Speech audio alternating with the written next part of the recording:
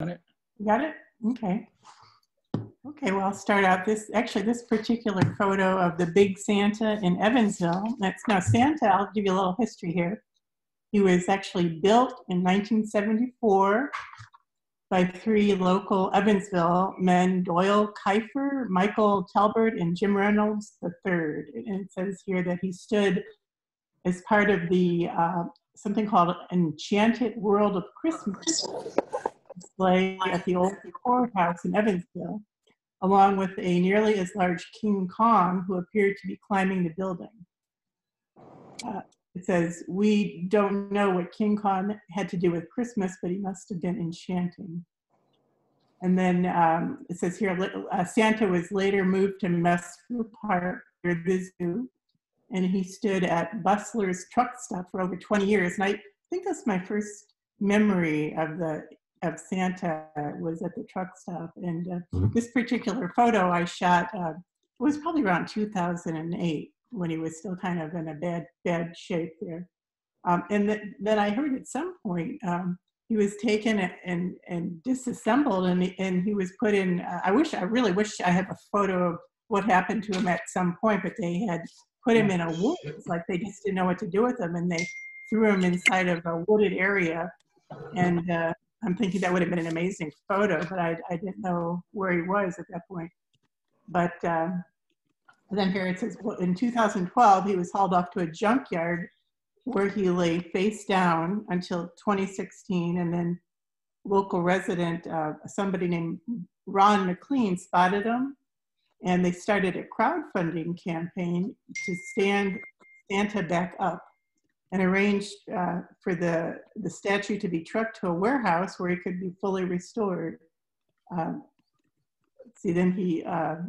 He was erected at his new location. It's actually now at a plumber bought him, and it's at he's outside of a plumber's business on Route 41. But so anyway, this is the photo in 2008. You see there's like a little crow or something standing on his mitten. And I really did love that motel sign that was left in front of the gas station. I thought that was really pretty neat. Very cool. Thank you. Another shot. The big boulders in front of him. 1355. And for you? the Evansville paper, they were transporting him. And let's see. Here's another shot of. Now this is actually at the point when they had actually finished him, and they were transporting him back to the location on Route 41. And it was a plumbing company. Let's see.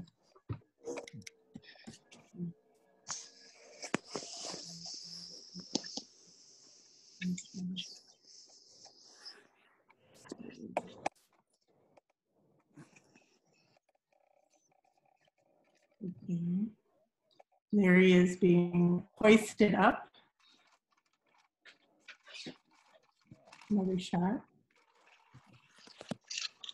And this is the actual company that purchased him, a company, Peck and Paul Plumbing.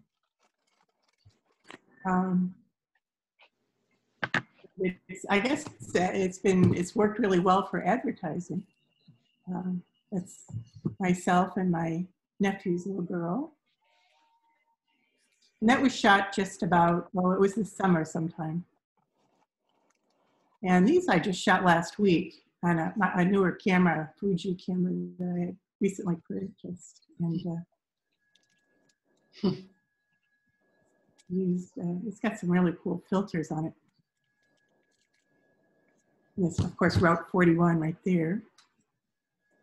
And I noticed on the back of him, he's starting to, it's only been up, well, it's been up since 2016, so that's 4 years, but he's deteriorating. So the paint has come actually off the back of him a little bit there. So they're gonna have to do some touch-ups.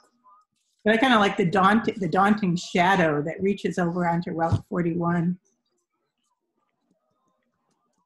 And a black and white version of him, kind of a scary version. And back to the original. So yeah, he's been it's an incredible success because I guess people from Evansville just remember him from 1974. And this is a real popular time, especially now in COVID, where people are running out and getting selfies taken in front of them. And I just think it's an amazing preservation of the roadside culture that, it's really good. And now it just happens that it's like popular than ever because it's like there's nowhere else to go, so people go visit Santa. But I have to admit, some of my favorite photos of him was when he was in a state of decay. I really like that better than renovated images. But, so yeah, it's something to check out the next time you're in Evansville. So any questions or any other? Yeah.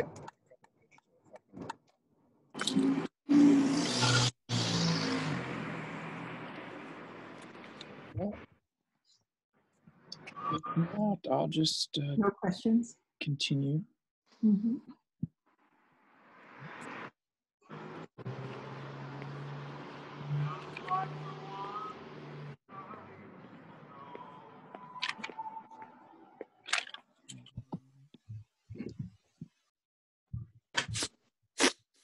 There's Nichole.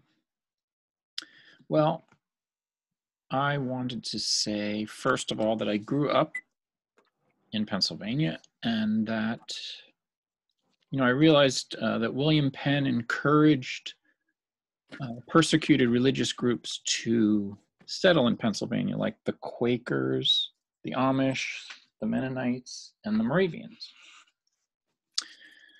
And that the areas along the Delaware and its tributaries in eastern Pennsylvania were long inhabited by indigenous people, and they were,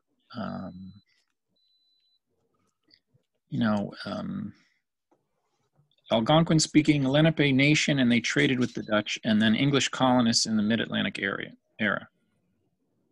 So in 1741, William Allen, a wealthy Philadelphia merchant and political figure who later founded the city of Allentown, deeded 500 acres along the banks of the Monocacy Creek and the Lehigh River to the Moravian Church. And you can see on that map the Lehigh River and the Monocacy Creek there going up the page, and then the Central Moravian Church where it's located today. And on Christmas Eve, 1741, David Nichole, who was a missionary of the Moravian Brethren, and Count Zinzendorf, that's his picture there, he was a missionary of the Moravian Brethren. No. Count Zinzendorf was a German religious and social reformer and bishop of the Moravian Church, and led a small group of Moravians founded the mission community of Bethlehem. And they set up missionary communities among the Native Americans, and this is a quote, unchurched German-speaking Christians, naming the settlement after the biblical town of Bethlehem of Judea, the birthplace of Jesus. And back in the late 1930s, there were some complaints that the Christmas decorations, the other two towns in the valley are Allentown and Easton, and they had, felt that they had better Christmas decorations. So they declared that they were going to be Christmas City. And as late as 1938, they had a wooden star built on the mountainside as a gift to the city. And then on the right that's a 1940s postcard. And my mother, who grew up was born in Bethlehem, she said she remembers the tree being there. It's actually located on the Hill-to-Hill Bridge, and there's a little diagram of the Hill-to-Hill Bridge, and you can see, it's actually a ramp on the right and on the left, but in 1964, they extended a highway to the north of it, so that the other two ramps are gone. The one on the left is still there, but it's just used for parking.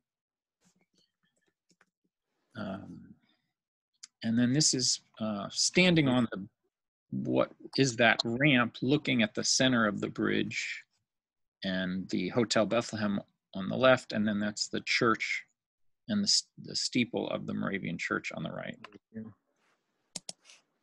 And then this is, it's actually a later print of a 1937 article, but the Chamber of Commerce took over the lighting project and decided to expand it, and a star was erected on South Mountain. The local paper reported that they had 12,505 outlets and used enough power to light 600 houses for a month. And when Christmas was over, the Chamber of Commerce turned all the lighting over equipment to the city of Bethlehem. And the business, they decided that the businessmen would pay for the operating expenses. And that was the origin of the Christmas lighting, except for the years 1941 to 1945, when they, during the war, they didn't turn them on. But ever since, they've had a lighting scheme and expanded the displays. And then this is from a 1940 article. And that year, at 5 o'clock, they wanted to, commemorate the past. They had a Moravian beeswax candle representing the 1741. And then when the resident Eugene Grace Mrs. Eugene Grace waved the candle, it transmitted by an electric eye and switched all the streetlights on, and they had 34,000 lamps and 250 fluorescent tubing, and it spread over 43 blocks. And then that article mentions a huge star, and there were light standards exclusive of the bridge that extended for 6 miles. And then this was the new star was built in 1967, and it's a 5-pointed star with 8 rays. And in 2010, they were replaced with LED bulbs. So this is a Google Earth image of the star. They had to clear out the woods to locate that. And then this is the actual, with the scaffolding. And here it's was lit at dusk. It was about, 5 o'clock. And there you can see it up on the mountain. And then this is where the present Christmas tree is. It's actually multiple. I don't think it's one big tree, but this you can see in front of the tree. They call that a putz. It's from a German word, putzen, which means to decorate or clean. You hear that around here. And then this is another tree, and you can see the star to the right. And then here's a view from that's the City Hall area. Here's a picture of the actual, it's surprisingly kind of brutalist City Hall, and the library is located there. And then really just down the street, that street is called Church Street. That's the Moravian church steeple you can see beyond. And this is one of the oldest log structures in the eastern United States. And that Count Zinzendorf stayed here in 1741.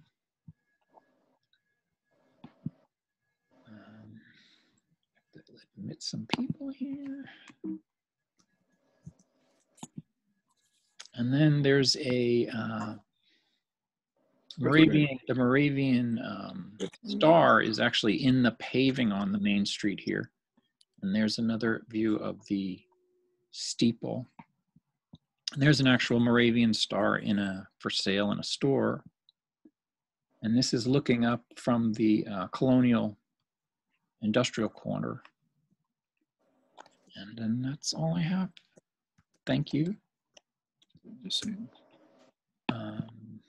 Gonna go. It's 9 reels.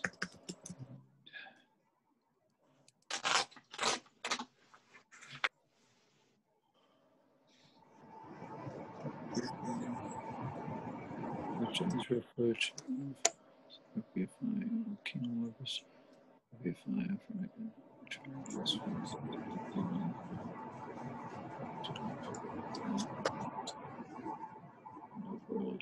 Let's see.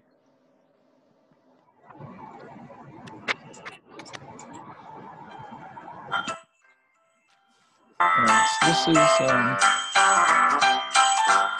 Santa Claus, Indiana.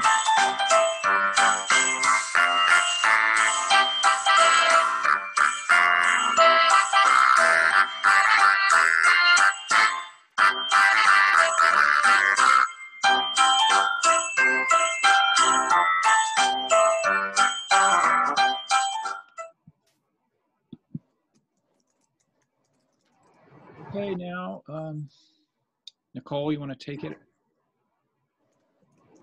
Indiana Landmarks saves meaningful places, and these 10 places are full of meaning and potential. Help us mobilize support for their preservation. The Harmony Way Bridge leads from the historic town of New Harmony across the Wabash River to Illinois.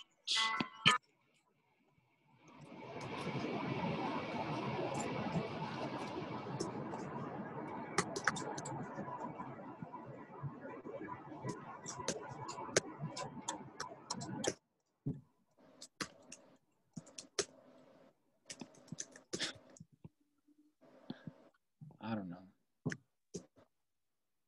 All right, Nichole, can you hear me?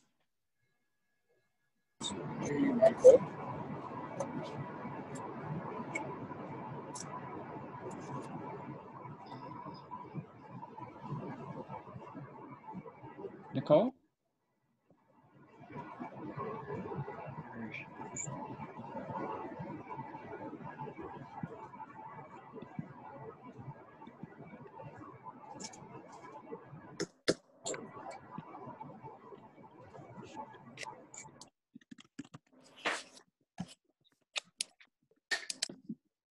Yeah, sure. Okay.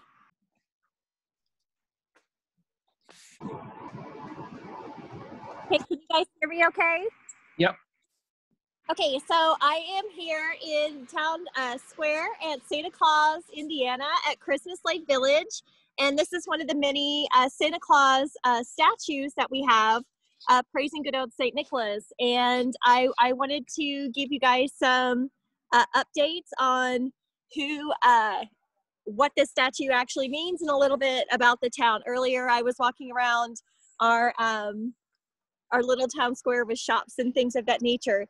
So this guy up here, let me see if you guys can see him. I think it's better if I actually get down to that angle. If you guys can't see him, let me know. Santa Claus is a highly worldwide known town in Spencer County, Indiana, with a population of 3,000 citizens. And Santa Claus was founded in 1854 and was known as Santa Fe, for those of you guys who don't know it. Christmas Lake Village is developed in the late 60s by Bill Cook, which is pretty cool to know. Bill Cook also does Holiday World. If you guys have ever been, used to be Christmas Village World, Christmas World, and it's developed around 3 lakes. It's Christmas Lake, Holly Lake, and Lake Noel, and is about 3,000 acres of land. And St. Nicholas is also known as Nicholas the Wanderer, and then he's also the patron saint of sailors, merchants, archers, thieves, prostitutes. That's a strange one. That's one that got me right there. Children, brewers, pawnbrokers, unwed people, and students. And this right here sits at our right here at Town Hall, and it's dedicated to the children of the world in memory of undying love, which Santa Claus comes and you either get Santa Claus or you get Krampus. And I totally forgot my Christmas pickle that you hide in the Christmas tree, so naughty me. But this is the side of it. But there are about, I want to say about 20 Santa Claus statues throughout Santa Claus, Indiana. And I happen to live in Christmas Lake Village, which is a super exclusive private community. It's all gated, but it's Christmas time all year round. So it's super fun to be a part of, and it's kind of neat. It's kind of a neat little pocket of town, but everything is Christmas here. So if you love Christmas, you will love it here. I'm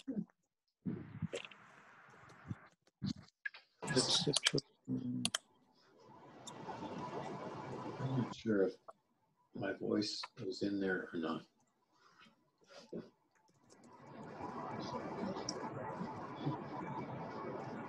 Santa Claus, Indiana. No? I just appeared over your shoulder. Right. Mm-hmm. Sorry. Well, it's okay. You can appear.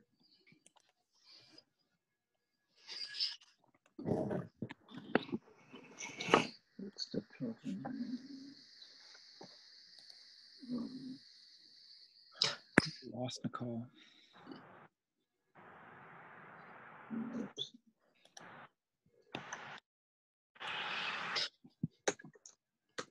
Oh, what's happening? Oh. I don't know.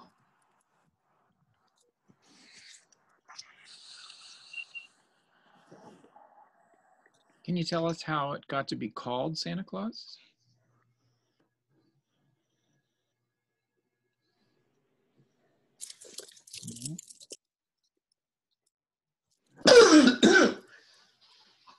On an iPhone. Do you know how it got to be called Santa Claus? I'm sorry. Do you know how it got to be called Santa Claus, Indiana? Well, it was called Santa Fe, like Santa Fe, New Mexico. And so a group of people decided to get together and name it Santa. It's actually what it was. It was just a group of people who got together and named it that. And in the 60s, it was turned into more of a Christmas Lake village than just Santa Claus itself. Yeah, I can tell you a little bit about the planned community. Once again, Bill Cook, the late Bill Cook, actually designed, he has a couple different communities here. One is Lake Rudolph and Holiday Ranch, I do believe it's called, but Christmas Lake Village, which I can take you through here in a minute, is a private gated community with about over 3,000 acres worth, but it's over 2 miles worth of housing, and it was created in the late 60s by him. It's the brainchild, and I can actually take you guys there and give you a little peek of what we actually have there too. So I can hop in my car. It's directly across the street, so you guys can chat among yourself, and I'll pop on in once I hit the gates. Okay, drive safe. Oh, I will. Maybe I can show your other video. That'd be awesome. Yeah, I'm going to put this on mute, and then I'm going to drive across and let you guys just kind of have a real cool sneak peek of the town, okay? So that's lots of fun too.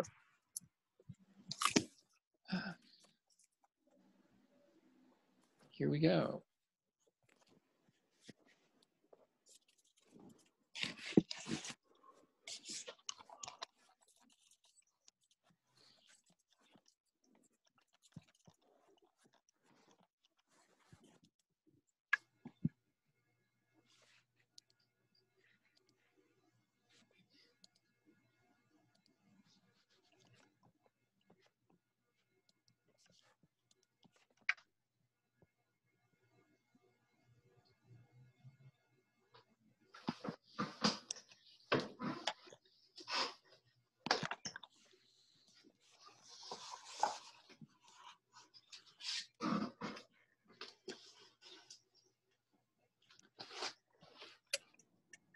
There you are.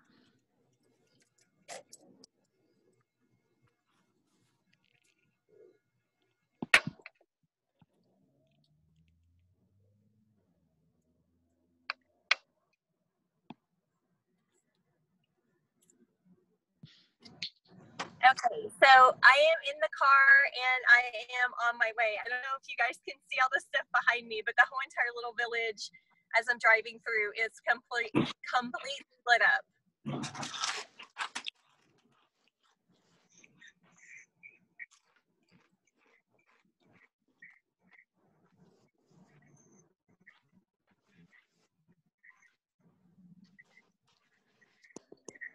Okay, and actually I can pull over here and just walk on.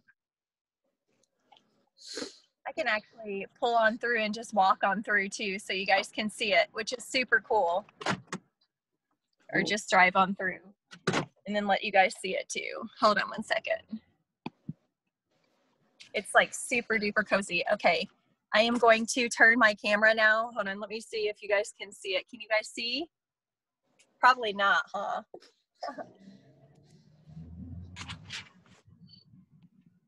Okay, so this is the beginning of my neighborhood right here. Can you guys see that, or is it too bright? Looks good. And let's see if you can see this. So I'm going to, let me know if you guys can see it. Yeah. So I'm gonna drive you guys through. I'm gonna turn my little light and drive you guys through my village, and hopefully you guys can see it, and I'll get out and show you all the different Christmas lights and stuff that we have here. It's pretty amazing. We're getting ready to do our annual drive-through, so everybody's houses are all lit up and things of that nature, but I wanted to take you to Village Square first. Okay.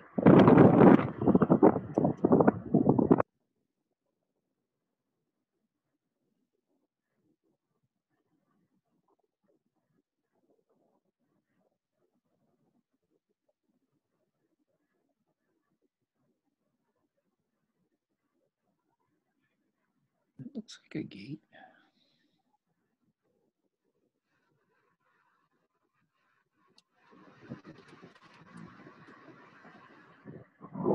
And there's our big star right there. I don't know if you guys can see it or not, but there's our star right up there. And these are the front gates. They're like traditional, still from the 80s, like the Santa Claus gate.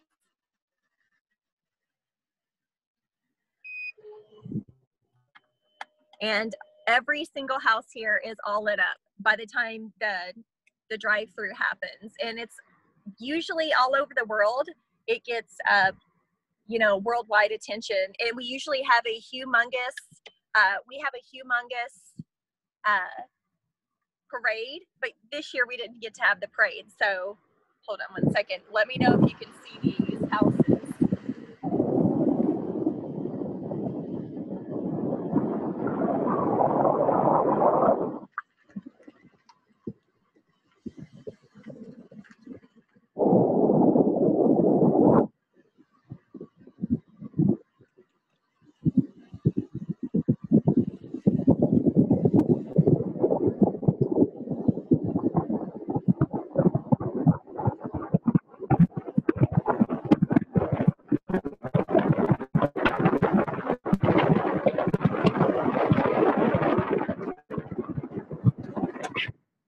Can you guys see that okay? Yeah. Yeah, you can? Okay, well, I'm going to drive around to the side. Everybody, some people are home, some people aren't. This is usually a really nice community, younger kids. It started as sort of like a vacation home, and then everybody started to kind of move in over here. Now, here's like the Griswold house. Like, it's unbelievable. I'm just going to pull over. Like you see it's like the mother lode house here. So one second, I'm gonna let you see it.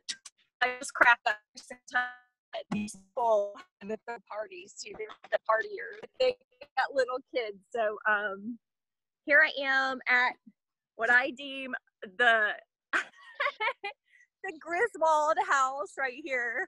But this is basically what all the houses are here in Santa Claus, Indiana.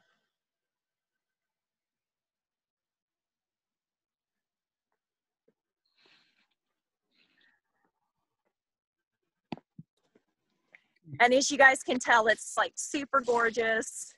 super, you know, everything is like 100%, like they are like A game community people.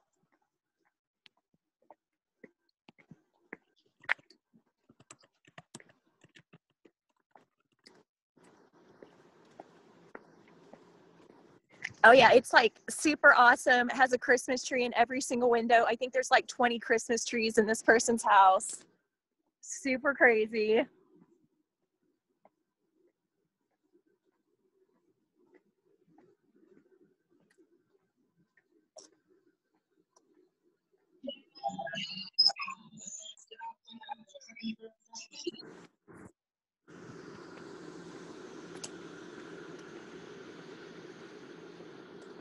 Now this house to me is the coolest house. I love it because it's like on white brick and it has a lot of those spotlights, which I love. So it looks like super sparkly and I like it. But everybody's house is a little bit different.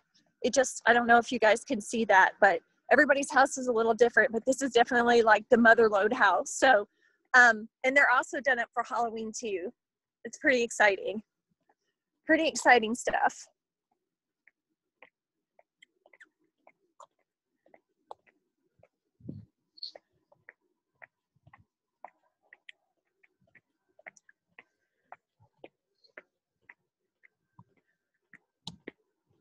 And by the time the tour starts, everybody's house will be lit up. Just like this, like to the same degree and level, which is exciting too.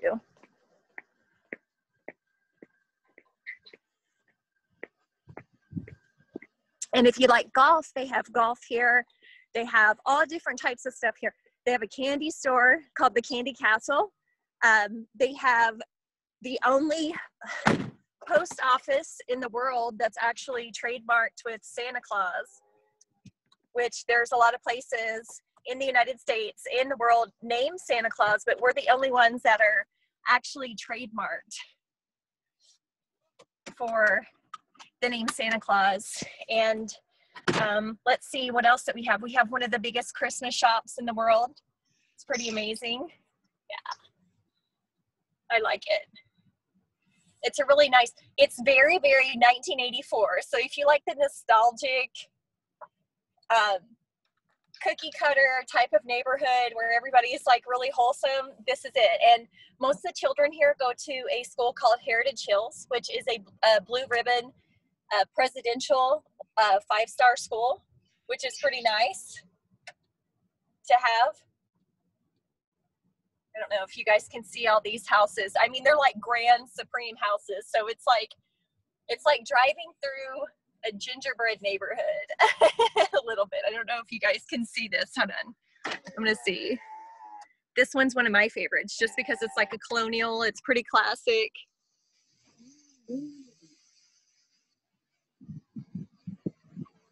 I mean, these houses like do it up. But the thing that's really neat is that they all have their different, it's all different flair. Like every single house is just like a different little theme, you know? So you just don't have to go down and see, like everybody just has white lights or everybody has something. Everybody's just a little bit different. And here's a little view, I think, from the lake. I don't know if you guys can see it or not, but it's kind of neat. They have the fronts and backs of their houses all decorated up.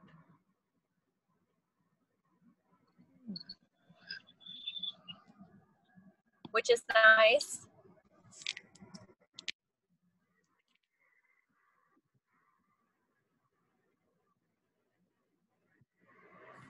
There are lots of YouTube videos too, if you guys want to go back over and kind of see a little bit more.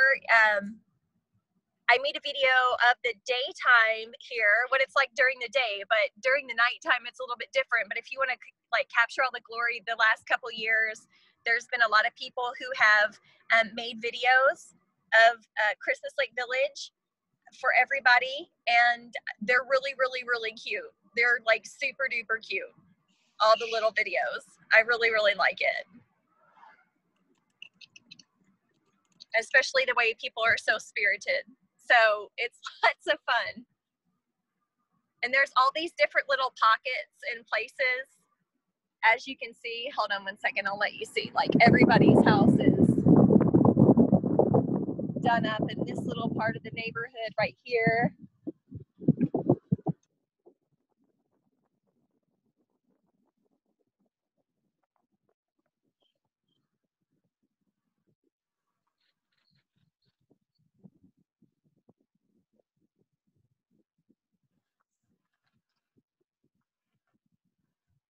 That house up there is one of my favorites. It's one of my all-time favorites. It's so cute.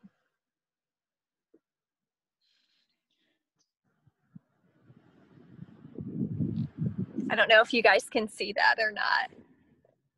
I wish I had a, oh, and this one, this tree is really, really pretty too.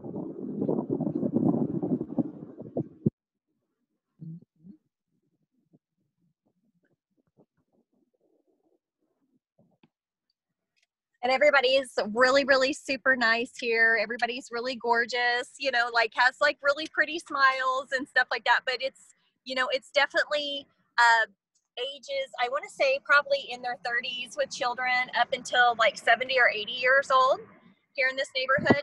So I really like that too.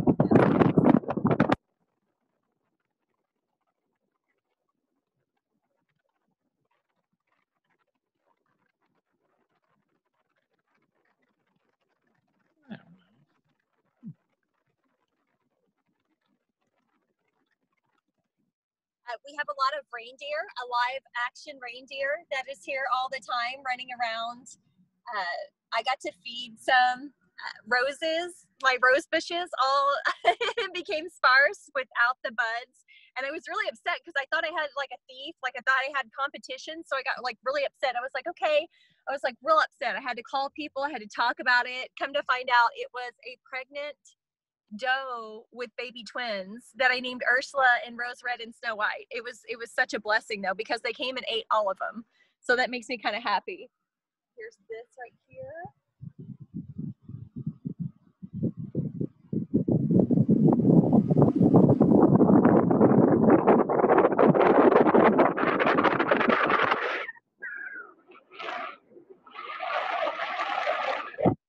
Now right over there is Lake Noel, and each little place has the different lakes all written out in great big and great bbig lights, which is nice.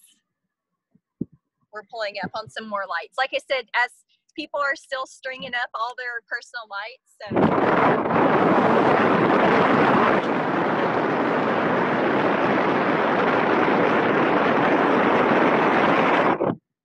So I'm going home at Michael's request. I'm going home to get my Christmas pickle, to talk a little bit about the Christmas pickle, which every year I've always had one as a child, but I'm going to go inside my home and I'm going to go get my Christmas pickle to talk a little bit about that too, which I'm almost home. But just to have you guys see the rest of these little lights.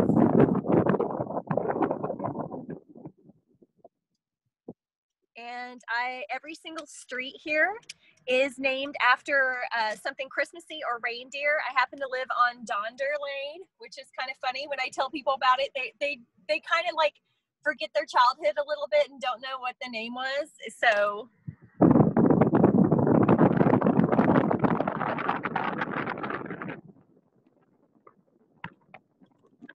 this house right up here is my house that we're coming up on, the one with the lit up bicycle. I don't know if you guys can see it.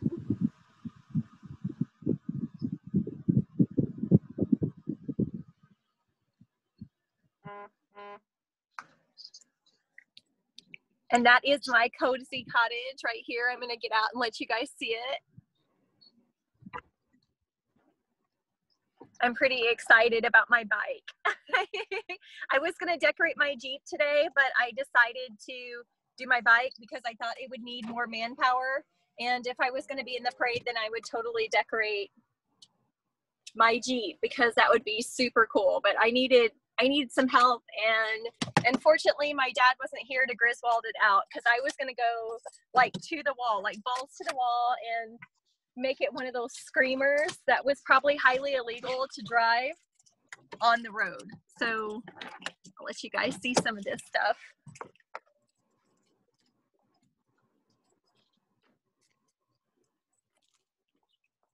So this is my cruiser bike. I was pretty excited about it. If you guys can see, it probably has like 5 packs of lights on it.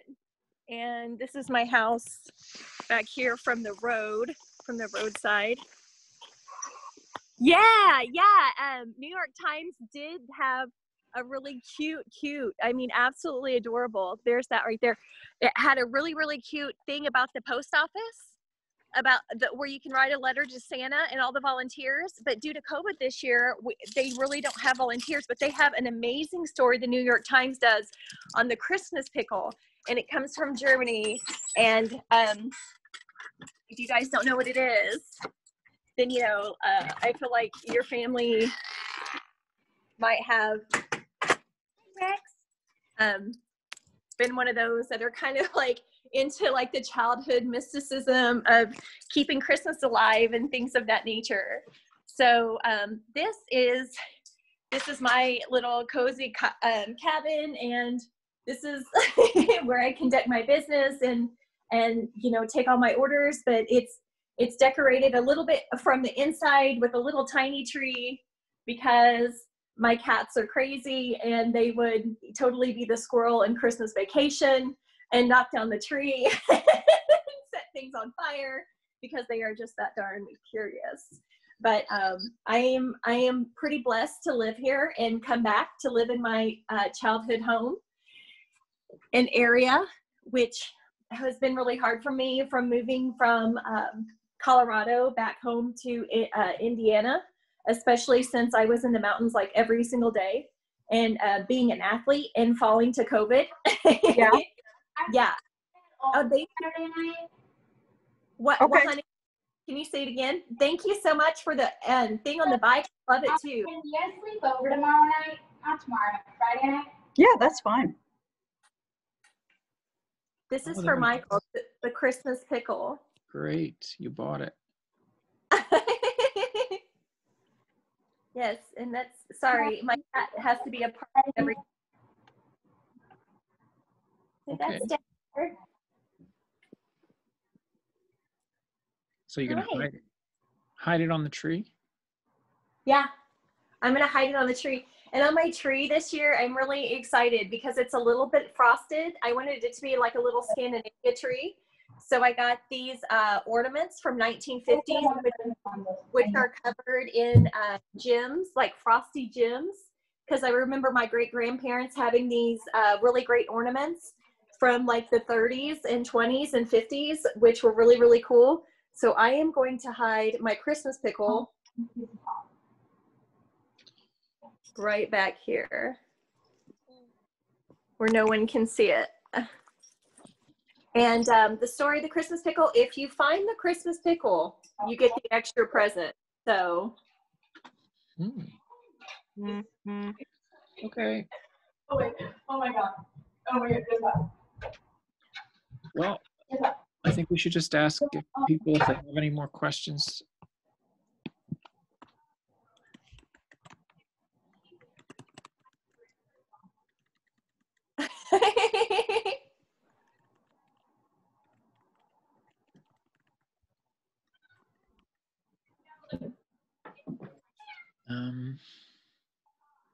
And I'll just tell everyone that January 3rd, we're going to have Aaron Markovich talk about US 1. So that'll be next month.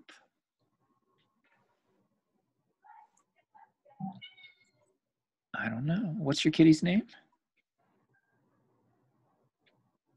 Which one? The one that's meowing, or Dexter, the one that's going crazy? The one on your lap.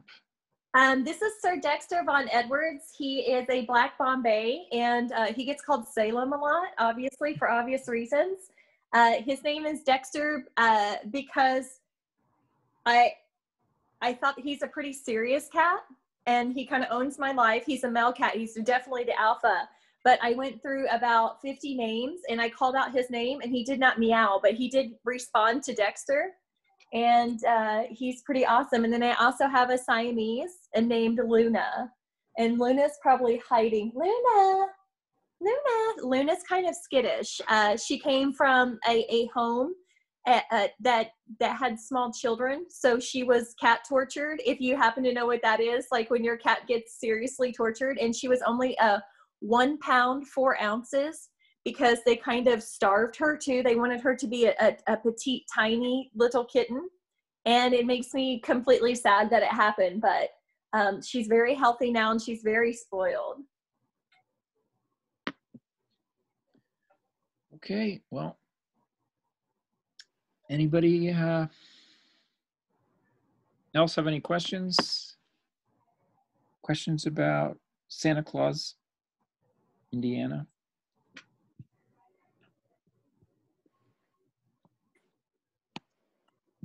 All right, then.